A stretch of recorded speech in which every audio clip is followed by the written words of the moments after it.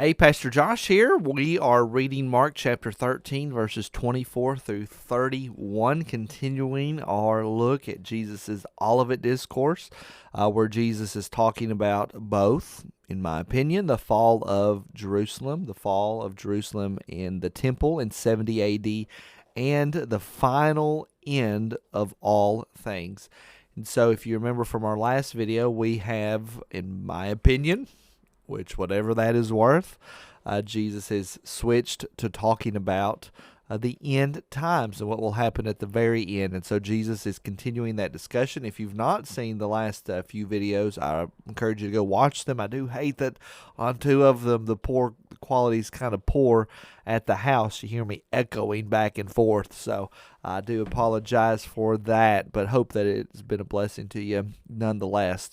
Now, he just finished talking about tribulation that will happen, and Jesus says, but in those days, and so that's the same terminology. I'll just scroll up here where we were in those days, kind of being our signifier, and in my opinion, and others as well, that this is the signifier that we're talking about the end, the very end, and not merely the fall of Jerusalem, as terrible and as big as that event is, the fall of Jerusalem and the destruction of the temple in 70 AD, he has switched to talking about the final days. But Jesus says, in those days after that tribulation, this great tribulation that no one will ever know, the sun will be darkened, the moon will not give its light, and the stars will be falling from heaven, and the powers in the heavens will be shaken. And right here is a promise for us to claim. The powers in the heaven will be shaken. Now, when we think of powers in the heaven,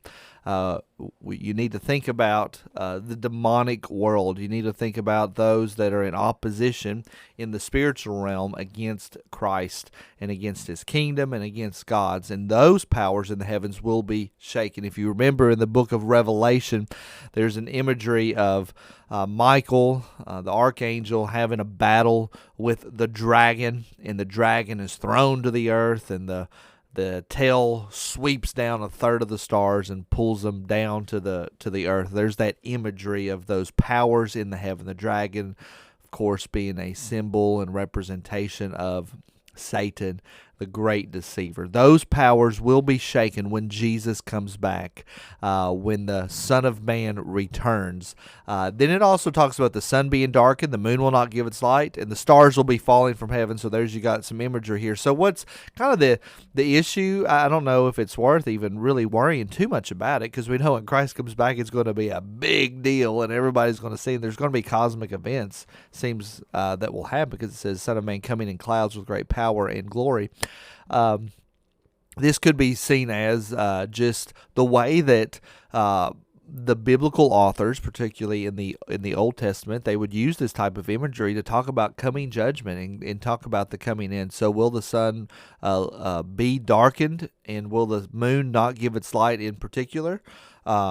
Maybe, maybe not. Maybe this is just them saying, hey, this is a big deal when Jesus comes back. We already know where we see stars falling from heaven is a symbol of the great powers at war with one with another. But either way, Satan and his henchmen and his demons, they will be shaken and they will be thrown to the ground. They will be ultimately destroyed in the coming day of Jesus. In fact, Paul writes in one of his letters that when the Son of Man, when Christ returns, that he will destroy this man of lawlessness, this Antichrist that we would oftentimes use in kind of our normal conversations one with another. But verse 26, and then they, I think that's important to see that it says they. Jesus doesn't say you when he's talking to them. It's almost as if it's going to be somebody else. So this is maybe one of those reasons why, another one of those reasons why I think we have departed from the 70 AD and fall of Jerusalem. Well, there's plenty of smart people that disagree with me. And then they will see the Son of Man coming in clouds with great power and glory. Christ is going to return, and they are going to see Christ return, and those powers are going to be shaken. And then he will send out the angels and gather his elect from the four winds, from the ends of the earth to the ends of heaven. And if you remember, there is this snatching up that happens, right? When Christ returns, there's this snatching up that's talking about in the book of Thessalonians, where the dead in Christ will rise first, and then we who are alive will be gathered up together with them to meet the Lord in the air. So it seems to be like this would be the same description, the same situation that's being talked about in the book of Thessalonians, in that letter that Paul wrote to the folks in Thessalonica. But notice here, I have it in green, an attitude for us to change. God is going to gather his elect from the four winds. He is going to keep his children. If you are a Christian and you are Christ's, he is going to get you from the four winds. Like, it doesn't matter. You can't go anywhere to depart from Christ's presence. He is going to gather his children at the end times, and they're all going to be together.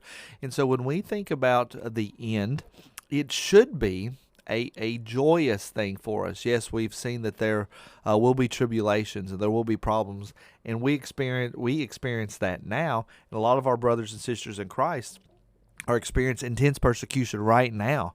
And so we're just in an extremely privileged state to not be undergoing some of the persecution and tribulations that folks are going through. But when we think of the end, we should not be scared. God is going to gather his elect from the four winds. You are a child of God, and he is going to win. He's going to shake the powers of heaven. The end should not disturb you one bit, because on the other side of the end, oh, it's great. It's wonderful. So Jesus now talks about the fig tree, from the fig tree. Highlighted that one here because remember, the fig tree is oftentimes associated with Israel. So I think right here, Jesus is pulling back, not talking about the end anymore, but now going back to talking about the fall of Jerusalem. Because he says, from the fig tree, learn its lesson. As soon as its branch becomes tender and puts out its leaves, you know that summer is near. So when the leaves are appearing, you know that, hey, it's time for summertime. It's like when you start in the springtime. We're in the fall right now, as I'm doing this live. But in the springtime, you see the buds, you see the pollen, you smell it, and you know, hey, it's springtime's here, summer's coming real soon. And so Jesus is saying, when you're seeing a lot of these things, you know that the end is near. So also when you see these things taking place, question will be, is it these things? Notice he switched back to you instead of talking about they. When you see these things taking place, will be the items that we've talked about in the first few videos, the wars and rumors of wars. When you see these things taking place, you know that he is near, at the very gates. And again, as I even mentioned, with all of the issues leading up to the fall of Jerusalem, those are issues that are continuing today. There's been wars and rumors of wars. There's earthquakes. There's famines in various places. It's been throughout our entire history up to this point. And so we're at a spot where Christ could come at any time, any moment. He is at the very gates. Everything has been set from an end times perspective for Christ to come, and we should be living as if he could come at any time. We should be on our guard. Verse 30 then says, truly I say to you, this generation will not pass away until all these things take place. Again, I believe not referring to the Son of Man returning that we just saw right here, powers of heaven being shaken, but talking about the fall of Jerusalem, and that you will see these stones destroyed. And indeed, that did happen within their generation. Everybody that would have heard those words that Jesus spoke on the Olivet Discourse, that generation would have still been alive when Jerusalem fell in 70 A.D. Jesus goes on to say, heaven and earth will pass away, but my words will not pass away. We know heaven and earth will pass away.